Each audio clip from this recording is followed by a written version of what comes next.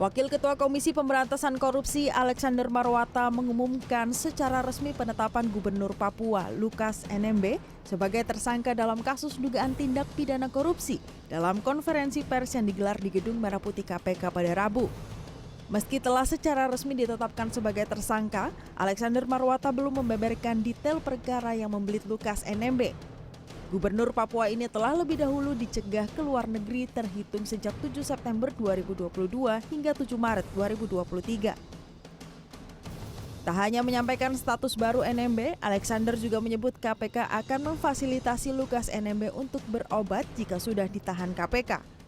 Hal ini merupakan tanggapan KPK atas permintaan izin berobat yang disampaikan Lukas NMB kepada Ditjen Migrasi pada 12 September lalu.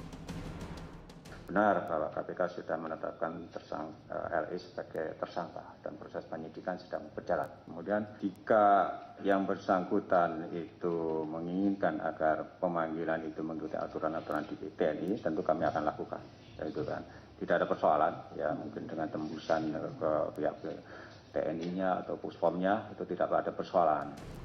Setelah Lukas NMB ditetapkan sebagai tersangka dugaan kasus korupsi, tim kuasa hukum Lukas berencana mempra-peradilkan KPK.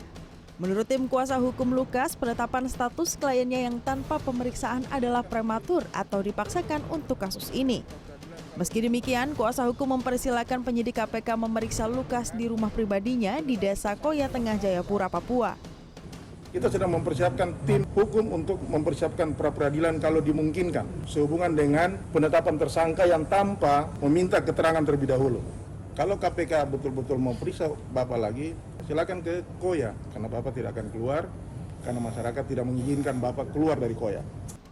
Pada Rabu di Desa Koya Tengah, masyarakat yang mayoritas berasal dari Pegunungan Tengah Papua berjaga di sekitar rumah pribadi Lukas NMB.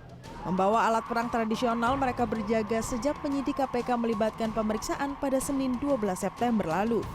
Sementara itu tidak terlihat aparat keamanan yang berjaga di sekitar lokasi rumah Gubernur Papua tersebut. Tim Liputan CNN Indonesia.